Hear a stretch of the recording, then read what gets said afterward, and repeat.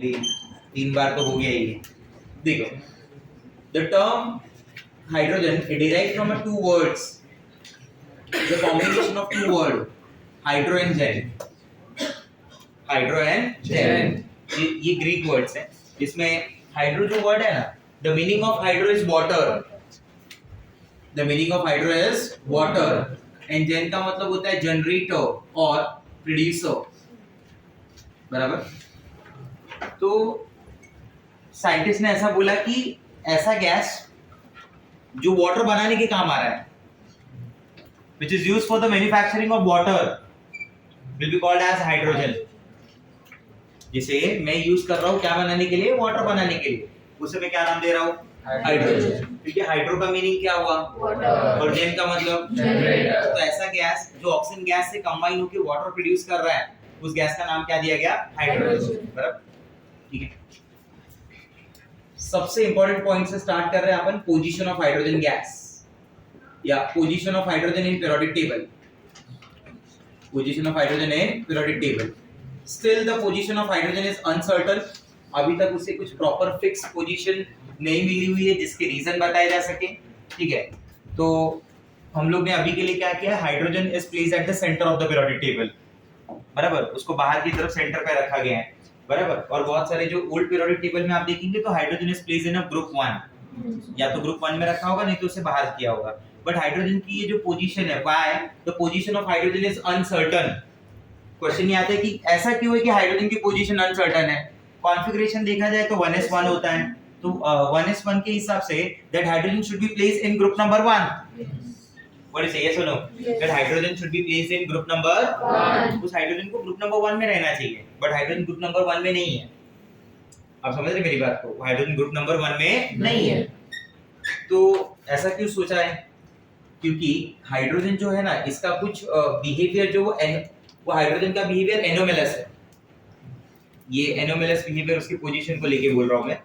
ये anomalous behaviour क्यों आया, क्यों उसकी पोजीशन अनसर्टेन हो रही है, तो उसके लिए बोला था कि it shows resemblance, it shows similarities in properties with hydrogen as well as 1a group element, with hydrogen as well as वो हाइड्रोजन के साथ भी सिमिलरिटी शो करता है, वो 1a ग्रुप एलिमेंट के साथ भी सिमिलरिटी शो करता है। रिजेम्बलेंस वर्ड का मतलब होता है सिमिलैरिटीज। क्या मतलब होता है, सिमिलैरिटीज। जैसे मैं यहाँ पे बोलता हूँ कि यहाँ पे मैं लिखूंगा points of, these are the points of similarities, these are the points of similarities। ठीक है, ये हो जाएगा points of similarities between, ये सबसे पहले मान लो मैं बोलता हूँ कि points of similarities with 1a group element, ठीक है, और ये हो गया points of similarities with group 17 element, बराबर। दोनों के साथ similarities आएंगी, 1a के साथ भी similarities आएगा और group 17 के साथ भी similarity है। इस तरफ मान लो हाइड्रोजन ले लिया, इधर 1a ग्रुप है, ठीक है, इस तरफ हाइड्रोजन ले लिया, इधर ग्रुप नंबर 17 है। तो I will give you some shortcuts, some tricks, जिससे थोड़ा याद रहेगा, ठीक है। पूरा याद करने के लिए आपको पढ़ना पड़ेगा। ये अपन ऐसे बोलते हैं इसको, देखो उसके पॉइंट्स पे याद करने के लिए।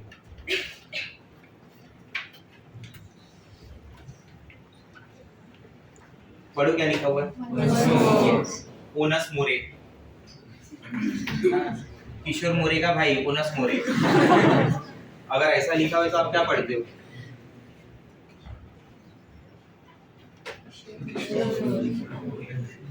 ओनस मोरे, बराबर ना भाई। इसको अगर मोर पढ़ रहे हो तो उधर भी पढ़ लो, इसे मोरे पढ़ रहे हो तो उधर भी मोरे पढ़ लो। वो तो अच्छा अपने में से कोई मोरे नहीं है, वरना पहला मारता था तुमको। फिर क्या पढ़ रहे हैं, गलत पढ़ रहे तू, ठीक है। तो ये पॉइंट्स आपको कैसे याद करना है, इसमें क्या क्या पॉइंट्स है देख लो।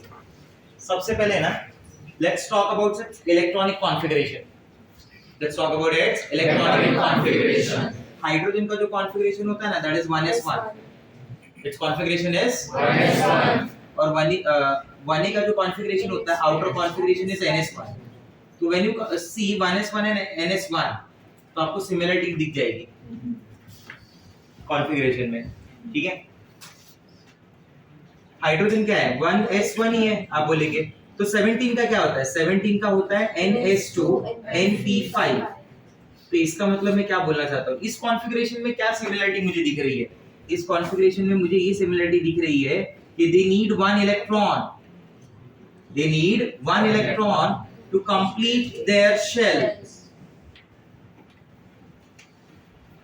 अगर एक इलेक्ट्रॉन मिल जाए तो इसकी शेल कंप्लीट हो जाए, एक इलेक्ट्रॉन मिल जाए तो ये उसके सब शेल को कंप्लीट कर लेगा। शेल से अच्छा वर्ड मैं वहां पे ऐसे लिख देता हूं, टू कंप्लीट देयर ऑक्टेट और डुप्लेट। क्योंकि अगर मैं फर्स्ट शेल की बात करूंगा ना, फर्स्ट शेल में मैक्सिमम कैपेसिटी 2 इलेक्ट्रॉन की होती है, बराबर। और सेकंड शेल की अगर मैं बात करूंगा, थर्ड, फोर्थ, फिफ्थ, तो उनमें जो S और P है उनमें मैक्सिमम कैपेसिटी 8 की है, बराबर। तो ये 8 रख सकता है और ये 2, तो दोनों को एक एक इलेक्ट्रॉन ही चाहिए ना उसके लिए। आप समझे मेरी बात, क्या बोलना चाहता हूं मैं? नंबर ऑफ वैलेंस इलेक्ट्रॉन, इसके पास, हाइड्रोजन के पास ना एक वैलेंस इलेक्ट्रॉन होता है, बराबर। 1s ग्रुप एलिमेंट में बात करेंगे तो they also possess 1 valence electron. इसमें आप बोलेंगे तो देयर इज 1 वैलेंस इलेक्ट्रॉन, इसमें बोलेंगे तो 7, but again the situation is they need only 1 electron to complete their octet और डुप्लेट। ठीक है, let's talk about the oxidation number. अगर इसके ऊपर इसका नंबर ऑफ वैलेंस इलेक्ट्रॉन 1 है तो हाइड्रोजन के ऊपर का चार्ज क्या हो गया, +1। 1s group element they loose 1 electron, so carry the charge of +1. Your hydrogen, if it gain 1 electron, then carry a charge of -1. Here also it is in general halogen के लिए हम लोग यही बोलते हैं कि अगर वो एक इलेक्ट्रॉन ले लेगा तो will carry a charge of -1. When we talk about the compounds, मैं बताता हूँ कि they form similar type of compounds. Their oxides, their halides, इनके ऑक्साइड हैलाइड सिमिलर है। जैसे हाइड्रोजन का ऑक्साइड कौन हुआ, मान बोलो H2O, सोडियम का ऑक्साइड Na2O, सी H2O Na2O। इसका हैलाइड क्या हुआ, हाइड्रोजन क्लोराइड। इसका क्या हुआ, सोडियम क्लोराइड। इसका सल्फाइड हो गया हाइड्रोजन सल्फाइड, इसका सल्फाइड हो गया सोडियम सल्फाइड। तो they form similar kind of compound. Their oxide, halide, sulphides are similar. उनके ऑक्साइड, हैलाइड, सल्फाइड जो है ना वो सिमिलर है, वो एक तरीके की है। आप समझे मेरी बात को, ठीक है। ग्रुप 17 में जब बात करेंगे तो ग्रुप 17 में अपन ऐसा बोलते हैं कि हाइड्रोजन में जब देखेंगे तो हाइड्रोजन जैसे सोडियम के साथ कंपाउंड बना ले तो क्या बन गया, सोडियम हाइड्राइड। वैसे ही क्लोरीन भी बना लेता है ना, सोडियम क्लोराइड, बराबर। हाइड्रोजन कंपाउंड बना ले ऑक्सीजन के साथ, वाटर, ये क्लोरीन बना लेता है ऑक्सीजन के साथ, Cl2O, बराबर। उसमें तो कई सारे ऑप्शंस हैं, Cl2O बनता है, ClO2 बनता है, Cl2O6 बनता है, Cl2O7 बनता है, कई सारे ऑप्शंस हैं। मतलब सिमिलर टाइप ऑफ कंपाउंड दे रहा है, ये समझना है, ठीक है। मेटालिक नेचर की बात करेंगे तो ये उसी के जैसा सिमिलरिटी रखता है टू शो मेटालिक नेचर। आया समझ में? They lose 1 electron and they carry a plus charge, तो ऐसा मेटालिक नेचर रखता है। उसके पास मेटालिक के साथ साथ नॉन मेटालिक नेचर भी कई हद तक प्रेजेंट होता है। आया समझ में? अगर दोनों में से कोई एक ही ऑप्शन सेलेक्ट करना हो तो non metallic is the proper answer. Metallic तो मैं एक सिमिलरिटी बता रहा हूँ उसकी, इस तरीके से कि हाइड्रोजन ने एक इलेक्ट्रॉन लूज किया और +1 में कन्वर्ट हो गया। आप समझे मेरी बात? असलियत में उसका जो नेचर है वो नॉन मेटालिक ही नेचर है। उसको अगर पूछेंगे कि आपको क्या पसंद है, इलेक्ट्रॉन लूज करना या गेन करना, आंसर इज गेन करना। क्योंकि लूज करने के लिए जो एनर्जी रिक्वायर्ड है ना, जो इसको आयनेशन एंथैल्पी में बोलता हूँ, that ionisation enthalpy is very high. That ionisation enthalpy is very high, मतलब उसका रेंज इतना है कि it is equivalent to group 17 elements.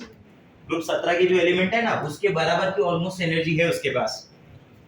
आप समझे मैं क्या बोलना चाहता हूँ कि ग्रुप 17 जो एलिमेंट्स हैं उतना एनर्जी है उसके पास कि अगर H है, H में से इलेक्ट्रॉन निकालने के लिए जो एनर्जी लगता है, I am talking about H। Sodium और पोटेशियम, रुबिडियम क्या है, they all belongs to 1s group, they all are metals ना, they lose their electron very easily. They lose their electron very easily. वो ना electron काफी easily loose कर देते हैं। हाइड्रोजन ऐसा नहीं करेगा। हाइड्रोजन H+ बनता है बट उसको निकालने के लिए जो एनर्जी लगती है ना, that energy is very high.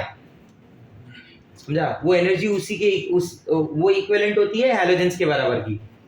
आप समझे मेरी बात? इसलिए मैंने आपको बोला कि मेटालिक और नॉन मेटालिक अगर ऑप्शन में है, बराबर, और सिंगल करेक्ट अपने को करना है तो आंसर इज नॉन मेटालिक। क्या जाऊंगा मैं? Non metallic. This is the nature. If you remember, oxidizing and reducing, याद आ रहा है? Oxidising nature and reducing nature. Metal Rao, कुछ याद आया? Metal acts as a reducing agent. They itself undergoes oxidation by loss of. आया समझ में? तो लिथियम को तो घर पे लिली भी बुलाते हैं. क्या बुलाते हैं? लिली. लिली राव. उसका घर का नाम है लिली राव. उसका घर का नाम क्या है? लिली राव. क्यों lily Rao? Lithium loses electron, acts as a reducing agent, itself undergoes oxidation. When lithium will lose electron, वो oxidize हुआ ना भाई, तो इसलिए उसका नाम रख दिया उन लोगों ने मिलके लिली राव. क्या नाम रख दिया? लिली राव. आया समझ में? That's it. और अपन तो सब मेटल को राव ही बोलते हैं. मैंने क्या बोला था? मेटल का नाम मेटल, जो भी सोडियम, पोटेशियम, ब्रोमीडियम. सरनेम क्या? Because metal acts as a good reducing agent. That's why they easily undergoes oxidation. Simple सी बात है. मेटल की टेंडेंसी क्या होती है? इलेक्ट्रॉन देने की, इलेक्ट्रॉन लेने की? देने की. और मेटल आयन की? इलेक्ट्रॉन लेने की. मेटल अलग है, मेटल आयन अलग है. Na अलग है, Na प्लस अलग है. Na have tendency to lose electron. Na plus की टेंडेंसी टू. आप समझ रहे मेरी बात को? तो they acts as a reducing agent. बराबर. It acts as a oxidizing agent also. Fluorine is the best oxidizing agent. Fluorine is the best oxidizing agent. बराबर. अगर आप इलेक्ट्रोड्स पे बात करेंगे, किस पे बात करेंगे? इलेक्ट्रोड्स. किस पे बात करेंगे? Electrodes. During electrolysis, you know what is electrolysis? Either you say lysis or you say lysis, कोई फर्क नहीं पड़ता है उसमें. ठीक है? कॉन्सेप्ट पता होना चाहिए. बोल के क्या कर लोगे? आया ना? ठीक है? कितना भी अच्छा बोल रहे हो, क्वेश्चन ही नहीं समझ में आया तो क्या हो जाएगा? तो इलेक्ट्रोलिसिस के लिए बात समझते कि इलेक्ट्रोलिसिस क्या होता है. तो कुछ पॉइंट समझाता हूं आपको इलेक्ट्रोलिसिस के बारे में. इलेक्ट्रोलिसिस को मैं अभी के लिए 4 पॉइंट में डिस्क्राइब कर दे रहा हूं. बराबर. 3 पार्ट है. पहले पार्ट का 4 पॉइंट है. इलेक्ट्रोलिसिस के लिए आपको उसका कंस्ट्रक्शन पता होना चाहिए. सेल को कंस्ट्रक्ट कैसे करना है, सेल को बनाना कैसे. बराबर. कंस्ट्रक्शन के बाद you must know about the working part, कि ये सेल वर्क कैसे कर रहा है. And the final part is result. The final part is result. Construction के लिए मैं बोलता हूँ E, E, E और E. क्या बोला मैंने? E और E. तो ये कंस्ट्रक्शन ये 4 E से खत्म हो जाएगा. देखो जैसे जिसमें सबसे पहला जो E है ना, that E indicates electrolytic time. बराबर. सबसे पहले तो आपको एक इलेक्ट्रोलाइटिक टैंक चाहिए. ठीक है? ये वो कंटेनर हो गया जिसके अंदर ये पूरा प्रोसेस होने वाला है. दूसरा मुझे चाहिए इलेक्ट्रोलाइट. इलेक्ट्रोलाइट वो होगा जो इलेक्ट्रिसिटी कंडक्ट कर पाएगा. ठीक है? अगर वो इलेक्ट्रिसिटी कंडक्ट नहीं कर सकता तो इलेक्ट्रोलाइट का काम नहीं कर सकता है. ठीक है? तीसरा, थर्ड मुझे चाहिए इलेक्ट्रोड्स. सर इलेक्ट्रोड्स क्या होते हैं? इलेक्ट्रोड्स मेटल सरफेसेस हैं जिसके ऊपर कुछ रिएक्शंस होने वाली है. Electrodes are the metal surfaces where reactions takes place. कौन सी रिएक्शन? Oxidation reduction. कौन सी रिएक्शन? Oxidation reduction. तो आपको कोई पूछे कि इलेक्ट्रोड क्या है, तो electrodes are the surfaces. Electrodes क्या है? Electrodes are the surfaces where oxidation और reduction reaction takes place. Where oxidation और रिडक्शन. हां, तो अभी के लिए इतने पॉइंट्स पता रहेंगे तो काम हो जाएगा आपका. और आखिरी ई का मतलब है इलेक्ट्रिसिटी. आखिरी ई का क्या मतलब है? इलेक्ट्रिसिटी. ठीक है? आखिरी ई इलेक्ट्रिसिटी है. बराबर. तो देखो आपने सबसे पहले क्या किया, तो इलेक्ट्रोलिसिस क्या हुआ? When you pass electricity through a substance, और उस सब्सटेंस का आप क्या कर रहे हो? Break down. बराबर. Break down of substance by passing electricity. Break down of substance by passing electricity is basically called electrolysis. Is called electrolysis. समझा? किसी सब्सटेंस को अगर मैं ब्रेक डाउन कर रहा हूँ इलेक्ट्रिसिटी पास करके, तो उस प्रोसेस को मैं इलेक्ट्रोलिसिस बुलाता हूँ. जिसे कंस्ट्रक्ट करने के लिए 4 पॉइंट चाहिए. आपको पहले इलेक्ट्रोलाइटिक टैंक चाहिए जिसमें आपने इलेक्ट्रोलाइट ऐड कर दिया. इधर मान लीजिए कि आपका इलेक्ट्रोलाइट है Ca, where C is cation and A is anion. C plus cation है. बराबर. और A माइनस क्या है? अनायन. बराबर. समझा? ये प्लस वाले चार्ज को क्या बुलाते हैं? कैटायन. माइनस वाले चार्ज को क्या बुलाते हैं? अनायन. ठीक है? तो this is C plus and this is A minus. बराबर. तो one is cation and the other one is अनायन.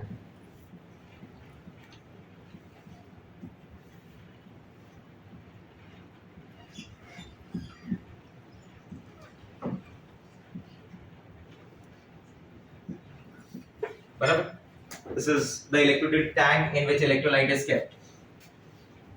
अब इसके अंदर मैंने डाल दिए electrodes, this are the electrodes.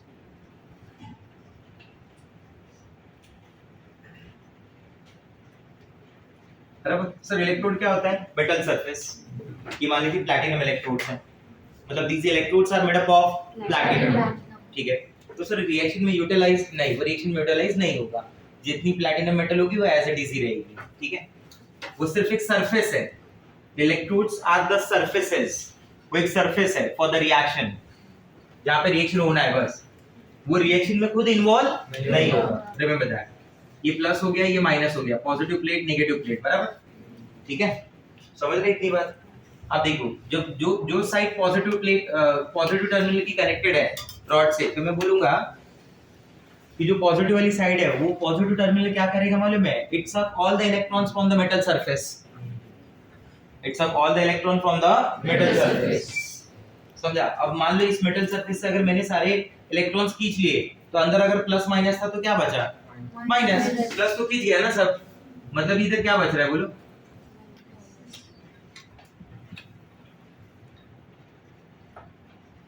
समझ रहे हैं बात को? क्योंकि मैंने क्या किया, मेटल सरफेस से सारे के सारे इलेक्ट्रॉन्स को खींच लिया, तो प्लस और माइनस में अगर माइनस पूरा चला गया तो क्या बचा? प्लस। ये जो नेगेटिव टर्मिनल है इसका क्या रोल होता है? पॉजिटिव टर्मिनल ने क्या किया बताओ? Positive terminal it suck all the electrons from the metal surface, whereas that negative terminal of the battery it pump all the electrons to the metal surface. Positive वाला terminal सारे electrons को खींच लेता है, और जो नेगेटिव वाला terminal है वो सारे इलेक्ट्रॉन्स को क्या करता है? पंप करता है। तो जब पंप करेगा तो ये रॉड क्या बन जाएगी? आप समझ रहे मेरी बात को? तो मैं बोलूंगा कि ये क्या है? This is negative charge rod, and this negative charge rod का नाम हो गया कैथोड, ठीक है। और ये साइड क्या है? ये कैसा है? This is positive charge rod, बराबर, जिसका नाम क्या हो गया? एनोड। आप समझ रहे मेरी बात को? एक रॉड कैसी है? नेगेटिव चार्ज है, और एक रॉड कैसी है? पॉजिटिव चार्ज, बराबर। ये नेगेटिव चार्ज रॉड, ये हो गया पॉजिटिव चार्ज रॉड। अपन ऐसे याद रखेंगे, रेड कैट, लाल बिल्ली, red cat, reduction occurs at cathode, reduction occurs at cathode, बराबर। cation undergoes reduction, cation undergoes reduction, yes. ox NO, बराबर। ये शॉर्टकट से याद हो जाएगा। देखो क्या बोलना है, बोलो। Red cat ox NO, red cat ox NO। मैं समझा देता हूँ। सी, ये अंदर क्या प्रेजेंट होंगे मालूम है? C प्लस और, बराबर, there are lot of cation, there are lot of anion. मैं ऐसे बोलता हूँ कि मान लीजिए अब ये जब प्लेट चार्ज हो जाएगी ना, तो अंदर के आयन क्या होंगे? अपोजिट चार्ज प्लेट की तरफ मूव करना चालू करेंगे, opposites attract in even in chemistry, वैसी वाली सिचुएशन बनेगी। ये C प्लस किसकी तरफ भागना चालू करेगा? नेगेटिव प्लेट की तरफ ना। और ये A माइनस किसकी तरफ भागना चालू करेगा? पॉजिटिव प्लेट की तरफ। आप समझ रहे हैं मेरी बातों को? तो मैं क्या लिखूंगा? At anode. सबसे पहले मैं एनोड पे देख रहा हूँ। एनोड कौन? ये वाली पॉजिटिव चार्ज रॉड एनोड है। A माइनस कहाँ आना चालू करेगा? बोलो कहाँ पे आएगा? क्या करेगा आके? माइनस है ना, सामने वाला प्लस है, अपने इलेक्ट्रॉन उसको दे देगा। मतलब गेन ऑफ इलेक्ट्रॉन या loss of electron? Loss of electron. सोचते कि नहीं? आयन के विद रिस्पेक्ट टू बोलेंगे अपन। A minus become A bye loss of 1 electron. A minus गया, मैंने बोला A माइनस ने अपना इलेक्ट्रॉन दे दिया, तो जिसने इलेक्ट्रॉन दिया उसके विद रिस्पेक्ट टू बोलोगे ना। रॉड के विद रिस्पेक्ट टू बात नहीं हो रही, जा कौन रहा है? आयन, आयन के बारे में बोल रहे हैं। A minus loses its electron, बराबर, अंडरगोज ऑक्सीडेशन, अंडरगोज ऑक्सीडेशन। तो एनोड पे प्रोसेस क्या हुआ? ऑक्सीडेशन, इसलिए तो बोला है ox NO। Anode oxidation, anion undergoes oxidation. समझ आ रहा है बात? तो A माइनस क्या बन गया? A bye loss of 1 electron. अब दूसरी तरफ कैटायन किसकी तरफ भाग रहा होगा? पॉजिटिव है ना वो, तो नेगेटिव की तरफ भागेगा। जैसे उसके पास पहुंचेगा फटाक से इलेक्ट्रॉन ले लेगा, तो इटसेल्फ अंडरगोज रिडक्शन। तो ऐसे बोलते हैं ये C प्लस हो गया। क्या बोलते हैं? हाँ यार, उसने इलेक्ट्रॉन ले लिया, और जैसे इलेक्ट्रॉन ले लिया C+ ने क्या बन गया C by gain of electron, the process is called reduction. आप समझ गए मेरी बात? तो इसका नेट क्या हो गया?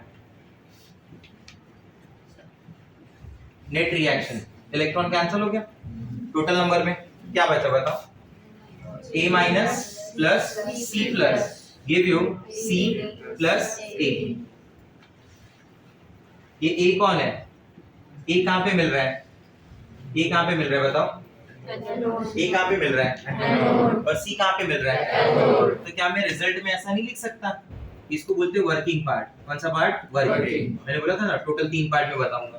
तो पहला सेल को कंस्ट्रक्ट किया, स्विच ऑन, इलेक्ट्रिसिटी का सप्लाई चालू, अंदर आयंस की मूवमेंट चालू, रॉड नेगेटिव पॉजिटिव बन गई, आयंस मूव करना चालू हुआ, all cation gate move towards cathode, anion move towards anode, cation get deposited at cathode, anion get deposited at anode। तो लास्ट पार्ट में तुम्हें क्या मिलेगा? लास्ट पार्ट रिजल्ट में क्या बोलोगे?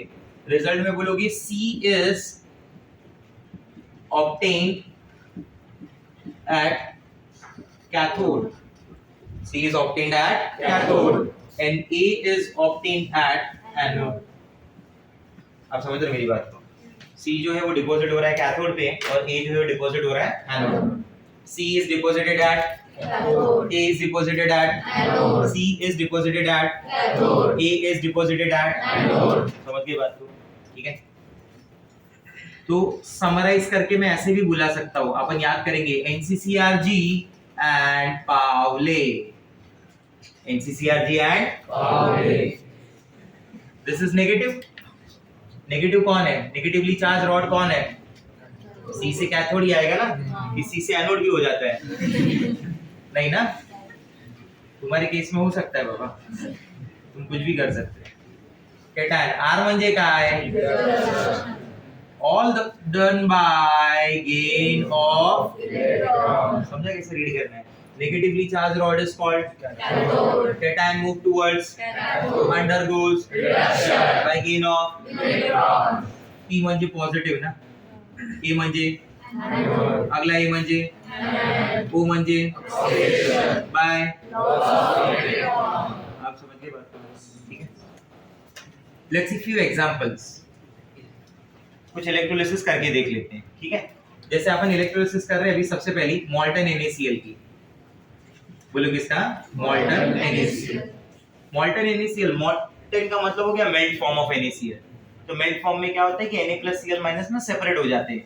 सॉलिड फॉर्म ऑफ NaCl जो होती है उसमें NaCl सेपरेट नहीं होता। मैंने पहले भी बोला है आपको, जब मैंने बताया कि ये बैड कंडक्टर है, गुड कंडक्टर है आयोनिक सॉलिड्स में, ठीक है? तो मोल्टन NaCl में NaCl सेपरेट हो चुका है। NaCl क्या बन चुका है? Na+ और Cl-, ठीक है? तो अपन इसको अभी के लिए ऐसे तोड़ देते हैं। मोल्टन NaCl टूट गया, Na+ और Cl-। Na+ कैटायन है आपका, Cl- क्या है आपका? अनायन। कैटायन कहाँ जा रहा है? कैटायन कहाँ जा रहा है? कैथोड। और Cl- कहाँ जा रहा है? एनोड। कुछ समझ में आ रहा है? बराबर। तो मैं क्या बोलूंगा? एट कैथोड, मुझे अभी बेसिकली मैं इंटरेस्टेड हूँ कैथोड में, तो एट कैथोड मुझे क्या मिल जाएगा बोलो? Na+ gain electron become Na, sodium is obtained at cathode। एक और एग्जांपल बताता हूँ आपको, देखिए। जैसे if I am dealing with the aqueous NaCl which is also called as brine solution, this aqueous form of NaCl is also called as brine solution। 10th standard में आपने पढ़ा हो इसके बारे में शायद कभी। एक्वा मतलब होता है वाटर। अभी के लिए इस वाटर को मैं ऐसे ब्रेक कर रहा हूँ, H+ और OH-, बराबर? H+ और OH-। केमिस्ट्री के हिसाब से ये बात गलत है कि वाटर ऐसे टूट जाए H+ और OH-। Water is a very you can say water is a very bad conductor of electricity. पूरा का पूरा वाटर ही ऑक्सीडाइज होता है या तो पूरा का पूरा वाटर रिड्यूस होता है लिखने के मामले में। बट यहाँ पे थोड़ा इजी करने के लिए मैंने उस वाटर को तोड़ दिया, किस फॉर्म में? H+ और OH- की फॉर्म में, ठीक है? अब देखिए ये NaCl कैसे टूट जाएगा? In the form of Na+ और Cl-, in the form of Na+ और Cl-। मैं बोलता हूँ कि मेरे पास अब 2 कैटायन हो गए, बराबर?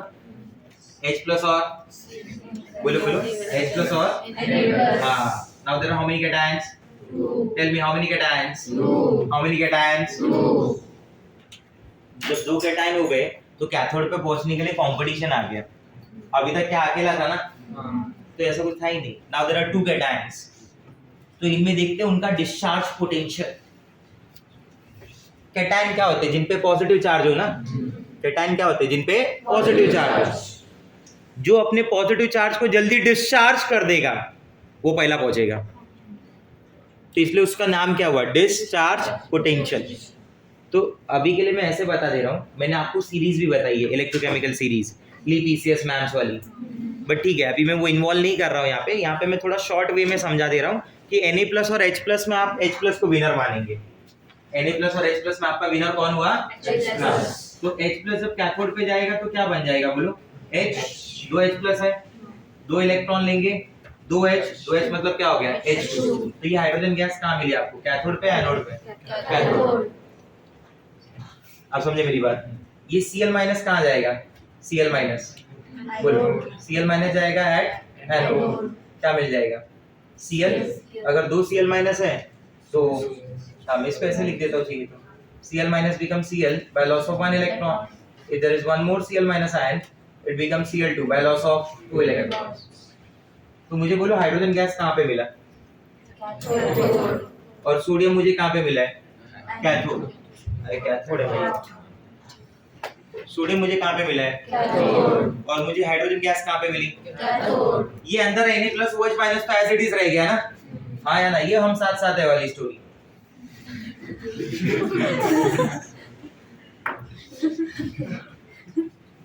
Method of preparation of NaOH.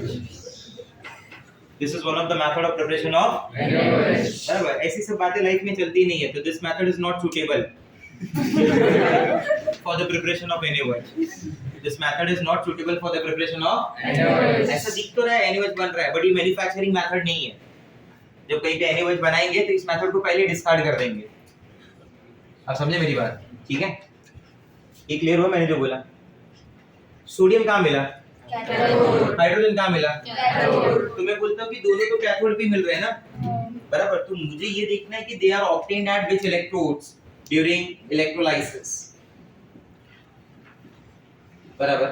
तो मैं बोलूंगा कि during electrolysis both obtained at cathode, दोनों कैथोड पे मिलते हैं। अब मैं आपको एक ऐसा एग्जांपल देता हूँ जिसमें आपको हाइड्रोजन एनोड पे मिलते हुए दिखाई देगा। इसमें आपका Cl- कहाँ जा रहा था? एनोड पे। इसमें आपका Cl- कहाँ पे गया? एनोड। अगर आप इसे एट कैथोड बोलते हैं तो आप इसे क्या बोलेंगे? At anode. तीसरे एग्जांपल में मैं देखना क्या प्रूफ कर दूंगा। मेरे पास सोडियम हाइड्राइड है NaH, बराबर।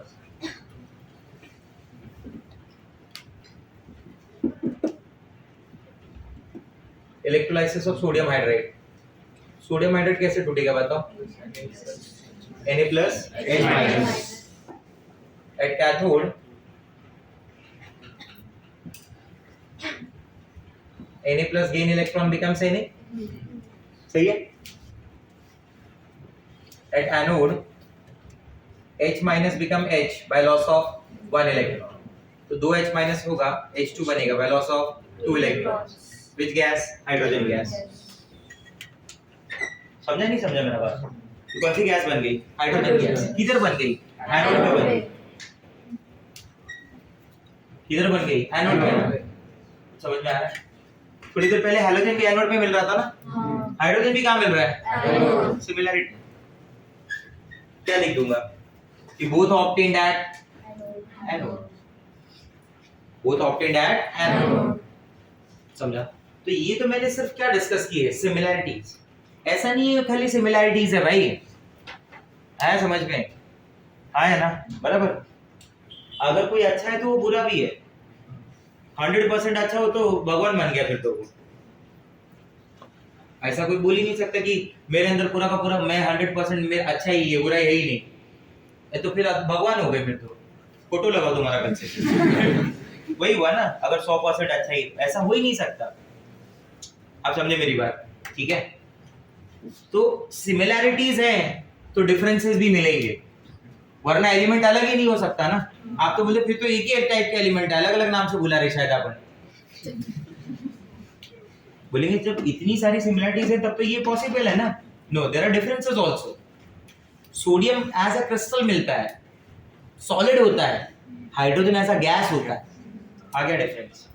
हाइड्रोजन H2 की फॉर्म में आकर करता है, सोडियम पूरा क्रिस्टल फॉर्म में आकर करता है. Sodium metallic crystal, potassium metallic crystal. Yes और नो गाइस? तो ये क्या है? Differences. Hydrogen electron easily lose नहीं करता. It possesses high ionisation enthalpy. One group element they lose their electron very easily. तो ये क्या है? डिफरेंसेस. अब हैलोजन में डिफरेंसेस देखते हैं. हाइड्रोजन का जो बॉन्ड डिसोसिएशन एंथैल्पी वो तो हैलोजन से भी ज्यादा है. हाइड्रोजन के लिए ऐसा बोलते हैं अपन कि hydrogen is inert at room temperature. Hydrogen gas, it behaves as inert at room temperature. If question is asked why hydrogen is inert at room temperature, answer is hydrogen का happy birthday. Hydrogen का happy birthday. High bond dissociation enthalpy. उसका bond dissociation enthalpy बहुत ज़्यादा है. उसका question क्यों? Hydrogen is very small in size ना, तो bond length will be very less. तो जिसका bond length कम उसका bond strength कंपेयर टू. अगर हैलोजन आप बात करेंगे तो हैलोजन से भी ज्यादा होते हैं भाई. अगर कहीं पे मुझे बॉन्ड डिसोसिएशन एंथैल्पी का एक ऑर्डर लिखना पड़ जाए तो मैं तो ऐसा बोलूंगा कि H2 ज्यादा है, उसके बाद में ये Cl2, Br2, F2 और I2 है. आप समझ रहे मेरी बात को? H2, Cl2, Br2, नंतर F2, नंतर I2, ये सब उसके बाद आते हैं. That is bond dissociation enthalpy. क्या है वो? Bond dissociation. तो ज्यादा हुआ ना, अलग हुआ ना, डिफरेंस हुआ ना. फिर दूसरा डिफरेंस आप ऐसा बता सकते हैं कि देखिए जैसे ये HH हो गया बराबर फ्लोरीन में. तो ये मैं दो चीजें समझा दे रहा हूँ, डिफरेंस भी समझा दे रहा हूँ, दूसरा ये भी समझा दे रहा हूँ कि फ्लोरीन जो है हैलोजन्स में भी क्यों कम है, वरना फ्लोरीन यहाँ आना चाहिए था. मैंने पहले भी बताया होगा एक बार कि फ्लोरीन में ना ऐसे 3 पेयर होती है, लोन पेयर बराबर. ये लोन पेयर में आपस में काफी रिपल्शन होता है. हाइड्रोजन में ऐसा कोई रिपल्शन नहीं है. तो इसलिए ये एक डिफरेंस हो गया ना कि हाइड्रोजन के पास लोन पेयर नहीं है. हैलोजन में हर एक हैलोजन के पास 3-3 लोन पेयर है. तो अगर सिमिलैरिटीज हैं तो देयर आर डिफरेंसेस आल्सो. आया समझ में बात? ठीक है, कॉपी कर.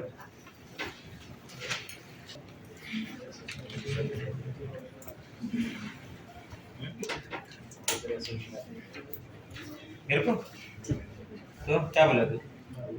सर दिमाग याद है ये? उसका शॉर्टकट है ना, which are differ by their top number. Which are differ by their top number. Isotopes are those which are differ by their top number. तो टॉप का नंबर से डिफर होना मतलब समझा? Are the elements of these are the atoms of the same element. Isotopes are the atoms of the same element having same atomic number but different mass number. Mass number top का number होता है ना, इसलिए अपन उसको isotopes बोलेंगे. Isotope बोलते हैं which are differ by their top का number. Hydrogen it has 3 isotopes. पहले का नाम है प्रोटियम, दूसरे का नाम है ड्यूटेरियम बराबर, और तीसरे का नाम है ट्रिटियम बराबर. हाँ, protium, deuterium and tritium. Protium जो होगा ना will be represented by P, this will be represented by D, T. P वाले को आप लिख सकते हो 1H1, रिप्रेजेंटेशन ये भी होती है. इसको आप लिख सकते हो 2H1 और you can write it as 2D1 also. एक ही बात होती है, 2H1 2D1, कोई फर्क नहीं पड़ने वाला. आप इसको लिख सकते हो 3T1. समझा मेरा बात? तो रिप्रेजेंटेशन समझ रहे हैं क्या बोल रहा हूं मैं? ठीक है, 1H1 2D1 और 3T1. 1H1 2D1 और 3D1. 1H1 2D1 और 3D1 बराबर. आप सुनना मेरी बात को. इसमें मैं अगर पूछूं कि tell me the number of proton, तो आंसर इज 1 2 3 बराबर. 1 1 ये नंबर जो होता है ना, इसको अपन बोलते हैं atomic number. Atomic number is the number of proton. Upper number is the mass number, sum of proton and neutron. ठीक है, तो चलो एटॉमिक नंबर हो गया. Z बता दो. Z उसका एटॉमिक नंबर होता है, तो मैं बोलूंगा 1 1 1. A बता दो, मास नंबर बता दो 1 2 3. ठीक है, नंबर ऑफ न्यूट्रॉन बता दो. 0 बोलो बोलो 0 1 2. Hydrogen is the only element which possesses 0 neutron. Hydrogen is the only element which possesses zero neutron, वो भी सिर्फ इस फॉर्म में, बाकी फॉर्म में तो न्यूट्रॉन होते हैं, इसलिए उनके बीच का मास डिफरेंस बढ़ जाता है, उनका जो मास का डिफरेंस होता है ना वो बढ़ जाता है, किसकी इसके पास एक न्यूट्रॉन एक्स्ट्रा हो गया ना और इसके पास दो न्यूट्रॉन एक्स्ट्रा हो गया। आप समझे मेरी बात? एक बार उसमें 0 1 2 है ना, तो उसमें एक न्यूट्रॉन एक्स्ट्रा हुआ और इसमें दो न्यूट्रॉन एक्स्ट्रा हुआ। समझा नहीं समझा मेरा बात? ठीक है। अगर मैं इलेक्ट्रॉन बोलता हूं तो इलेक्ट्रॉन बताओ क्या हो जाएगा, बोलो इलेक्ट्रॉन बोलो। इसके पास क्या हो गया इलेक्ट्रॉन 1, इसके पास इसके पास, मतलब कॉन्फ़िगरेशन तो सबका एक ही जैसा हुआ ना, 1s1 1s1 1s1 बराबर। और इलेक्ट्रॉनिक कॉन्फ़िगरेशन के ऊपर कई सारी पॉइंट्स डिपेंड करते हैं, जैसे आपको याद हो तो मैंने बोला था पीरियोडिक प्रॉपर्टीज में कि इनके जो पीरियड में जो ग्रुप में एलिमेंट्स हैं, ग्रुप के एलिमेंट्स का क्या खास बात था मालूम है? ग्रुप के एलिमेंट का they show similarities in their properties. क्या रीजन बताया था? They all have same outer configuration, उनके पास same number of outer electron होते हैं, सबके पास एक इलेक्ट्रॉन है, तो they all lose one electron one ही ग्रुप में, हाँ या ना? To attain a configuration like noble gas. याद आ रहा है कुछ? तो इसलिए उनकी प्रॉपर्टी सिमिलर होती है क्योंकि उनके कॉन्फ़िगरेशन में सिमिलैरिटीज हैं। इनका तो कॉन्फ़िगरेशन ही सेम है, तो they all have due to मैं क्या लिखूंगा मालूम है इस पॉइंट को लेके? Due to same electronic configuration their chemical properties are same. Physical properties नहीं बोल रहा, फिजिकल प्रॉपर्टीज में चेंजेस आएंगे क्योंकि उनके मास में चेंजेस हैं, तो फिजिकल प्रॉपर्टीज में चेंज आएगा, but their chemical properties are same. Only differ by rate of reaction, only differ by rate of reaction. और ये जो डिफरेंस होता है इस इफेक्ट को नाम देते हैं आइसोटोपिक इफेक्ट।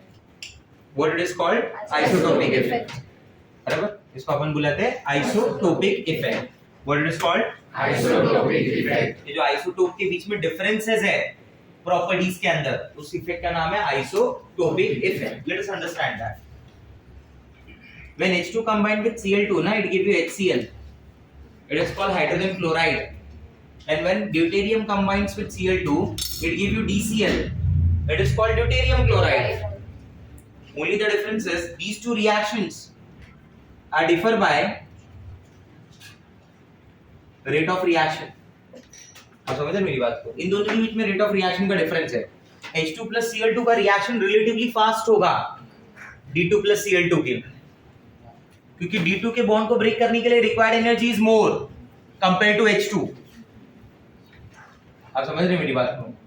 मतलब अगर आपसे कोई पूछे कि किसकी बॉन्ड डिसोसिएशन एंथैल्पी ज्यादा है, तो आंसर इज D2 का बॉन्ड डिसोसिएशन एंथैल्पी ज्यादा है compare to H2।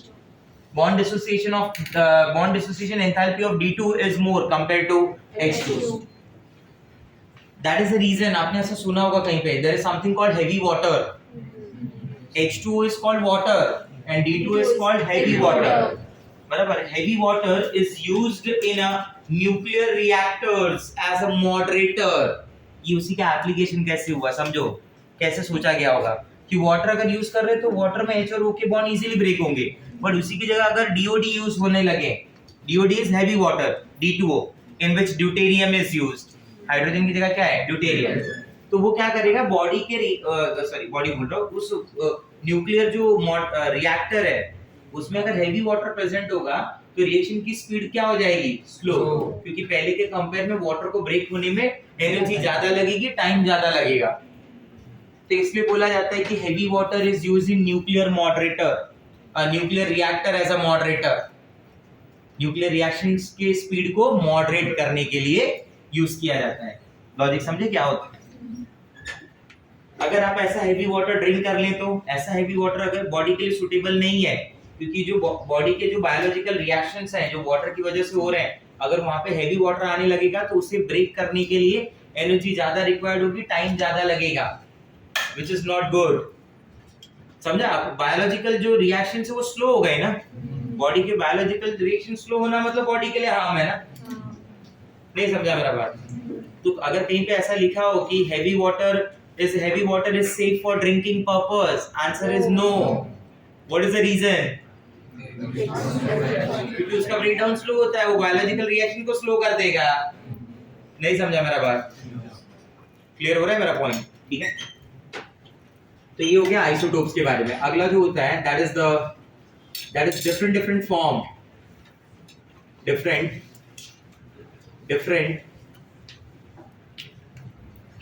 Form of hydrogen. जो हाइड्रोजन है ये आपको अलग अलग फॉर्म में मिलता है।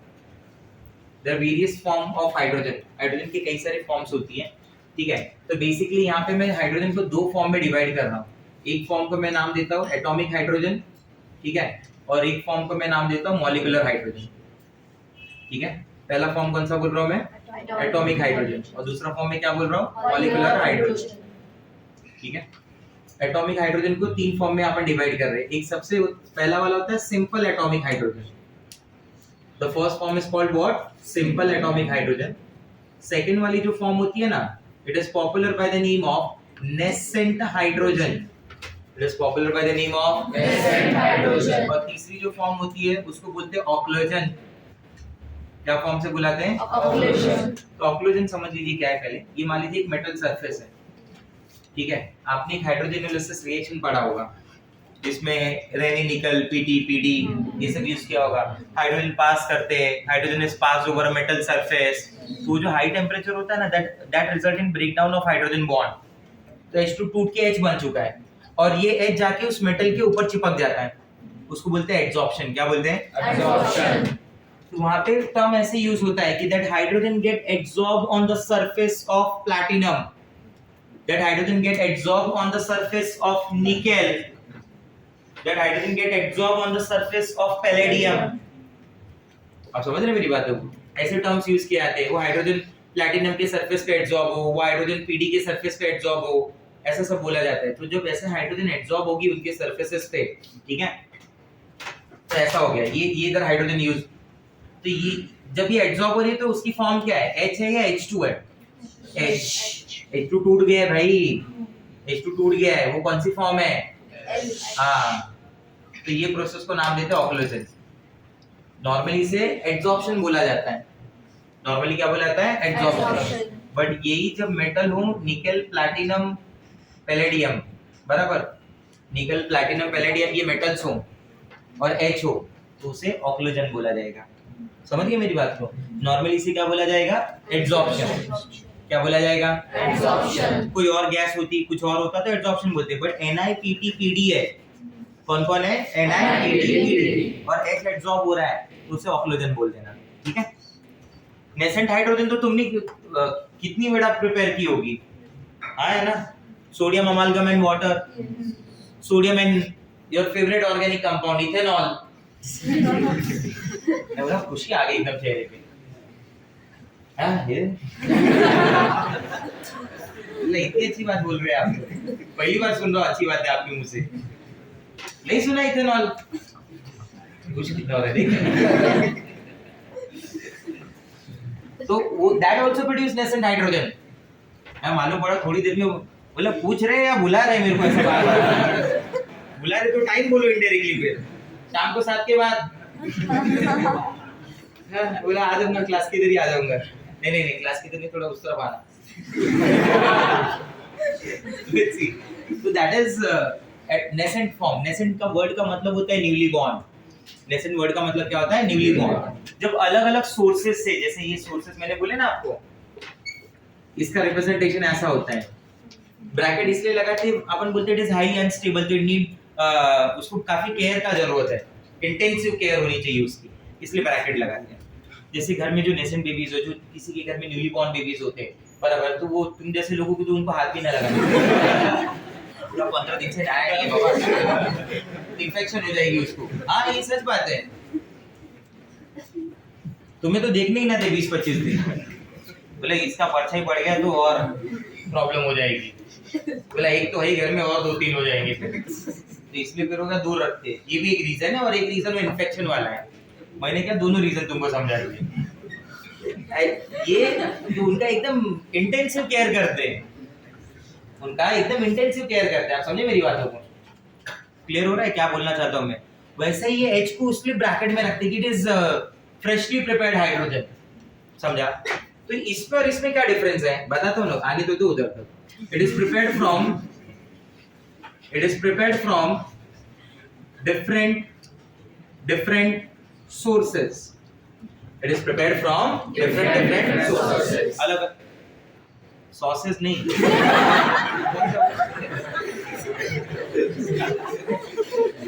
नहीं आए तो इंग्लिश नहीं बोलनी. It's okay. जबरदस्ती का इंग्लिश. हाँ. Sources बोलने के चक्कर में sources बाहर आ गए. कोई तो था जो बोला.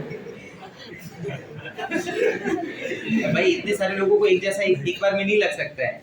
किसी ने कंफर्म बोला सॉसेस. कौन मानेगा? कोई नहीं मानेगा इधर. जैसे मैंने बोला ना आपको sodium plus water, sodium plus ये ले लीजिए, सोडियम प्लस इथेनॉल बराबर 3 plus HCl, Zn plus HCl are the very good source for the nascent hydrogen. और ये काफी हाईली अनस्टेबल फॉर्म होती है. इमीडिएट अगर यूज नहीं हुई तो आपको बोला गया रहेगा कि इमीडिएट अगर ये यूज नहीं होता बराबर तो तुरंत क्या है H2 की फॉर्म में रिलीज हो जाता है. सिंपल एटॉमिक एज कैसे मिलता है मालूम है? सिंपल एटॉमिक एज का लॉजिक एकदम क्लियर है. H2 का ब्रेक डाउन करो by passing in the presence of electricity by using electric arc. आप समझते हैं इलेक्ट्रिक आर्क कि जैसे वो दो वायर को जब ऐसे दो वायर को जब एक साथ लाते हैं तो कैसे स्पार्क जनरेट होता है, वैसा इलेक्ट्रिक आर्क बनाना है, वैसा स्पार्क डेवलप करना है. वैसा क्या डेवलप करना है? Spark for the breakdown of hydrogen molecule. ठीक है, for the breakdown of hydrogen molecule. तो ये H2 तोड़ के अपन 2H बना देंगे. अब सिंपल सी बात है, अगर कहीं पे बॉन्ड तोड़ना है बराबर, अब किसी की फ्रेंडशिप है, मान लो दो लोगों की फ्रेंडशिप है A और B बराबर, अगर फ्रेंडशिप को तोड़ना है तो you have to supply certain energy ना, सम एनर्जी. कुछ ना कुछ मिर्च मसाला लगाना पड़ता है ना. तेरे को वैसा बोला, तेरे को ऐसा बोला, ये किया वो किया, तो क्या थोड़ा धीरे धीरे डिस्टेंस मेंटेन होने लगता है. हाँ या ना? तो ये प्रोसेस क्या कर रहे हैं तुम? बॉन्ड ब्रेक कर रहे हैं ना. तो बॉन्ड ब्रेकिंग टेक्स एनर्जी. और दूसरा वाला तो मालूम ही है, बीमारी, बॉन्ड मेकिंग रिलीज एनर्जी. तो बॉन्ड ब्रेकिंग टेक्स एनर्जी. ये प्रोसेस क्या माना जाएगा? इस प्रोसेस में एनर्जी रिक्वायर्ड होगी या एनर्जी रिलीज होगी? क्योंकि आप H2 को ब्रेक कर रहे हो ना H में. तो दिस इज एंडोथर्मिक और एक्सोथर्मिक? एंडोथर्मिक. आप समझ रहे मेरी बातों को? तो this is endothermic. What it is guys? Endothermic. And endothermic मतलब टेंपरेचर ज्यादा चाहिए उसे या कम चाहिए? ज्यादा चाहिए बराबर. एंड फेवर्स एट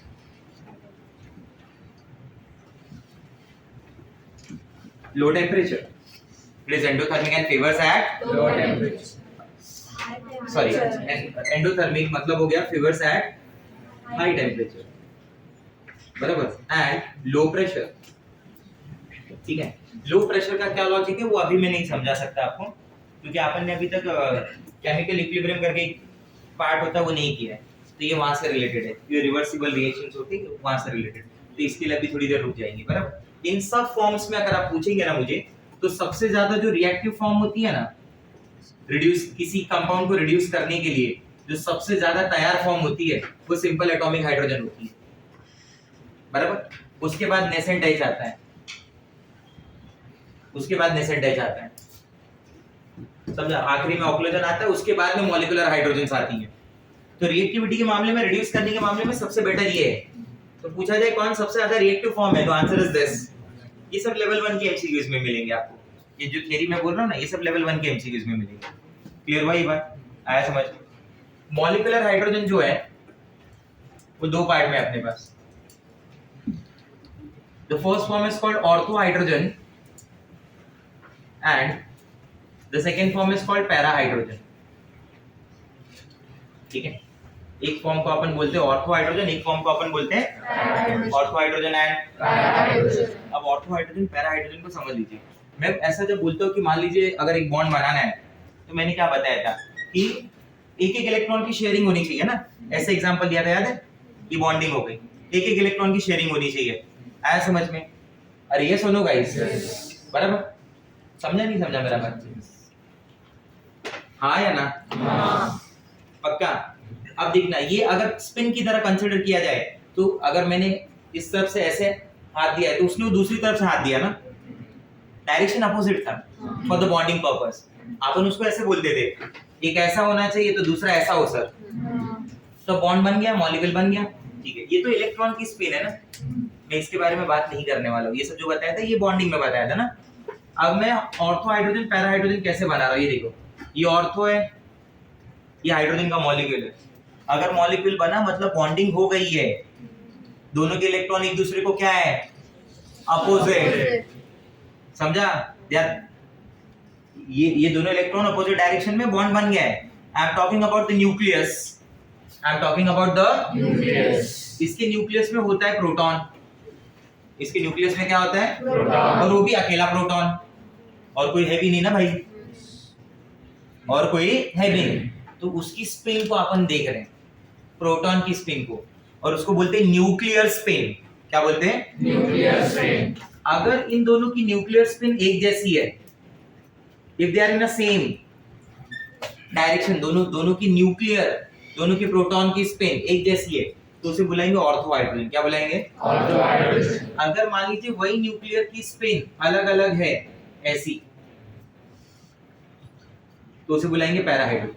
अब इसमें स्टूडेंट क्या कंफ्यूज होता है, उसे लगता है ये इलेक्ट्रॉन की बात हो रही है। मैंने तो पहले बोल दिया इलेक्ट्रॉन की बात नहीं है, न्यूक्लियस के अंदर की बात हो रही है। इलेक्ट्रॉन दिखाना होगा ना तुमको, अगर ये दो के इलेक्ट्रॉन, तो तुम दोनों तरफ ऐसे ही दिखाओगे, क्योंकि दोनों इलेक्ट्रॉन तो क्या होंगे, अपोजिट ही रहेंगे ना। इलेक्ट्रॉन को तो बात ही नहीं कर रहा हूं मैं तो बात कर रहा हूं अंदर की न्यूक्लियर स्पिन का। आया समझ में? तो इसकी न्यूक्लियर स्पिन कौन से डायरेक्शन में, सेम, या तो दोनों ऐसे या तो दोनों वैसे। नहीं समझा मेरा बात? और ये कैसे हो गई, बराबर। एट रूम टेम्परेचर, जब जिस टेम्परेचर पे अपन बात कर रहे हैं, बराबर, ortho and para are found in the ratio of 3:1। Ortho and para are found in the ratio of 3:1, और यही उसका मैक्सिमम एक्सटेंट भी होता है। ऑर्थो कभी इससे ज्यादा नहीं हो सकता, ऑर्थो कभी इससे ज्यादा नहीं। हाँ, मैं बोलता हूँ कि अगर मैं टेम्परेचर को डिक्रीज कर रहा हूँ, ये कुछ एक्सपेरिमेंटल फैक्ट्स हैं। फैक्ट्स जब वर्ड यूज होता है ना, तो मतलब उन्हें फैक्चुअल इसलिए बोला जाता है कि आपको उसे लर्न करना पड़ेगा। मैंने एक्सपेरिमेंट करके प्रूव किया है, आपको सिर्फ वो इंफॉर्मेशन याद करनी है। आप समझे फैक्चुअल क्या बोला जा रहा है? मैंने एक्सपेरिमेंट करके प्रूव कर दिया है कि ऐसा है, आपको सिर्फ वो इंफॉर्मेशन को क्या करना है, याद कर लेना है, मेमोराइज कर लेना है, बाय हेड कर लेना है। तो जब टेम्परेचर डिक्रीज होता है, क्या डिक्रीज होता है, temperature. If the temperature decreases, percentage of para increases, and at 0 Kelvin percentage of para is 100। 0 Kelvin पे एकदम टेम्परेचर कम हो गया ना भाई, -273.15 डिग्री सेल्सियस चला गया। थियरी का सबसे लोएस्ट टेम्परेचर हो गया ये। इस टेम्परेचर पे अगर पहुंच जाओगे तो पैरा का परसेंटेज 0 हो जाएगा, 100 हो जाएगा। लेकिन आप अगर ऐसा बोलो, उल्टा रिवर्स इसका, if temperature increases then the percentage of ortho increases, that is not possible। इसलिए मैंने बोला कि ortho maximum 75% में हो सकता है, 3 पार्ट में ही हो सकता है, इससे ज्यादा ortho करना पॉसिबल नहीं है। मतलब टेम्परेचर कम करना पैरा के लिए फिजिबल है, लेकिन टेम्परेचर बढ़ाना ortho के लिए फिजिबल नहीं है, कि वो और बन जाएगा। आते समझे क्या घुमा सकता है क्वेश्चन को। वो बोले टेम्परेचर बढ़ाया, तो आप तो बोलेंगे हाँ सर ने बोला था temperature decreases para increases, temperature increases ortho increases, या पैरा डिक्रीजेस बोल दोगे। ऐसा कुछ नहीं है, ये रेशियो मेंटेन रहेगा। फिर आप समझ गए मेरी बात, क्लियर हो रहा है मेरा पॉइंट? ठीक है। तो this are the different form of hydrogen. तो कल जब अपन मिलेंगे तो will start with the method of preparation. Hydrogen का मेथड ऑफ प्रिपरेशन से स्टार्ट करेंगे, ठीक है। फोटो ले लीजिए, फोटो लेके